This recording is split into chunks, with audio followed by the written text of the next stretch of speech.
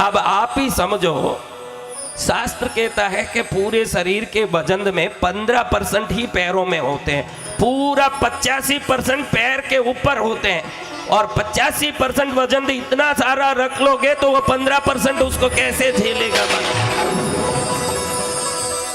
और अधिकतम कोशिश करिए कि पानी खड़े होके ना पिए। अधिकतर लोगों का घुटना खराब होने का सबसे बड़ा कारण है खड़े खड़े पानी पीना। जो खड़े खड़े पानी पीते हैं उनके घुटने खराब होके ही रहेंगे। पानी पीते समय कहीं ना कहीं बैठ जाइए, 2 मिनट पानी पी के तुरंत उठिए, क्योंकि छोटी छोटी चीजें शरीर पर बड़े बड़े असर करते हैं।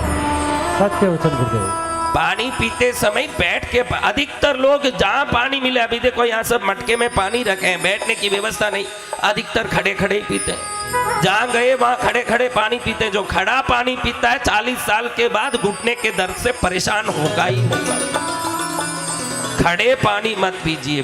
2 फायदा है, आपका घुटना तो ठीक रहेगा ही, जल देवता का भी इज्जत हो जाएगा। 2 काम होगा, आपका घुटना तो ठीक होगा। जहां रहे वहां पेशाब मत करिए। हमारे अभी दरबार, अभी देखो शक्तिपात होते ही कितने भूत नाचने लगते हैं। अभी देखना, इसमें कई लोगों को भूत लगे हुए हैं। हाँ, वो अभी जैसे ही शक्तिपात शुरू होगा,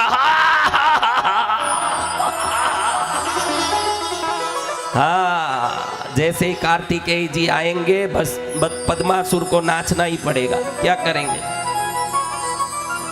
तो आपको बताता हूं कि पेशाब भी, जैसे बोला कि पानी बैठ के पीना, सब गांव वालों को कहता हूँ, गांव में एक आदत रहता है, छोटे गांवों में आदत रहता है, जहां दिखी जगह वहीं पैंट खोलने लगे, आदत पड़ती है। सिटियों में क्या ट्रैफिक बहुत रहता है तो थोड़ा अपने आप लज्जा आ जाती है, या एकांत ज्यादा मिलता है। लेकिन ध्यान रखना, ये वृक्षों में इधर सब में देवता भी रहते हैं, भूत पिशाच भी रहते हैं। जैसे ही वहाँ पेशाब करते हो, क्योंकि हमारे पास बहुत साध्वियों को लेके आते हैं मेरे पास, उन साध्वियों को भूत पिशाच लगी रहती है। तो जब हम माँ को पूछते हैं कि माँ ये कहाँ से आई, पहले ये बताएं, क्योंकि जहाँ आई वहाँ भेजे हैं उसको। तो वह भूत कहते हैं कि हम इस वृक्ष में रहते थे, ये आके बैठ के पेशाब की। मैं सभी साध्वियों को कहता हूँ, आप पेशाब करते हो तो वृक्ष के नीचे बैठ के पेशाब मत किया करो, और जहां भी पेशाब करो उन देवताओं को प्रणाम करके आज्ञा लेके बाहर। घर में करो तो आप घर में आराम से करो, दूसरी जगह में करो तो हाथ जोड़ के मैं यहाँ पेशाब करूं, क्षेत्र देवता आज्ञा दे। कभी आपके ऊपर कोई प्रेत का असर नहीं पड़ेगा, भूत का असर नहीं पड़ेगा। जहां मन लगे वहीं डंडा पकड़ने लगोगे तो डंडे से ही पड़ेंगे 2 आप। सावधान रहना पड़ेगा बड़ा, नहीं तो मुश्किल ही पड़ेगा। आप भी बहनों सावधान से, हर कर्म को सावधानी से जो करें ईश्वर उन पर प्रसन्न होते हैं। उनकी सावधानी ही ईश्वर की कृपा बन के वापस आ जाती है। बोलते समय भी सावधानी रखें, क्या बोल रहे हैं, कई लोगों को भान ही नहीं रहता। एक दिन में 10 बार 100 बार तेरी माँ की ऐसे करने वालों को मैंने देखा है। 100 बार ऐसे कहते हैं तेरी माँ की। अरे उसकी माँ की तो ठीक, ऐसे बोलने से तेरी माँ का दिल कितना दुखता होगा ये सोच। हाँ, कई है ऐसे, कई लोग हमारे जैसे ऐसे सत्संग में भजन सुनने आते हैं, तो ये पूरे भजन सुनने वाले हैं क्या? नवरात्रि में देखा होगा, कौन कौन कृष्णगिरी में नवरात्रि में थे? कृष्णगिरी में हम थे गुरुदेव। मैंने ऐसे ही देखा, नवरात्रि में एक चोर दिख गया मुझे आंख में। नवरात्रि में कौन थे? हम थे गुरुदेव। हाँ, मैंने कहा कोई चोर बैठा है, आके माफी मांग ले, नहीं तो तेरा पेशाब बंद कर दूंगा। फिर तू आके सामूहिक रूप से सभा में मांगना पड़ेगा। अभी मांगना एकांत में मांग ले, मांगा नहीं माफी।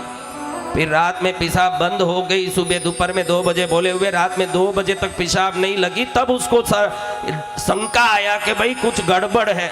फिर 3 बजे आके आश्रम के पास लौट के माफी मांगने लगा, फिर पेशाब नहीं आई। अगले दिन दोपहर तक पसीना छूट गया, ऐसे तड़प गया।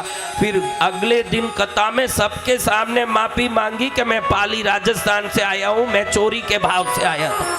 सत्य वचन। फिर उसको माफी मिली। आप ध्यान रखो, ये सभाओं में सभी भजन करने नहीं आते। हरिद्वार गए होंगे आप, गंगे गंगे गंगे गंगे करते, हरिद्वार में लोग डुबकी लगाने जाते हैं, कुछ पिपका किट वाले साथ रहते हैं, उसमें तुम गंगे गंगे करो, हम तुम्हें नंगे नंगे करेंगे, इसलिए वो साथ में वहां घुसते हैं। तुम गंगे गंगे करते रहो, हम तुमको करेंगे नंगे नंगे, वो पिक पैकेट वाले। उनके भी पूर्वज आकाश से देखते होंगे कि हाई रे मेरे मेरे देखो वंश में यही नालायक हुए जो हमारे जन्म को बर्बाद करने वाले। आप ये मत सोचना कि आपके नालायकपने से आपके जिंदे माँ बाप ही दुखी हो रहे हैं, आकाश में आपके 21 पीढ़ी दुखी हो रही है, इसलिए आपके घर में शांति नहीं है। आप अच्छे शब्द नहीं बोलते हो, गाली बोलते हो। इंदौर में मैं चौमासा किया, वर्ल्ड में सबसे गंदा गांव बोलता हूं, बॉम्बे भी नहीं है ऐसा।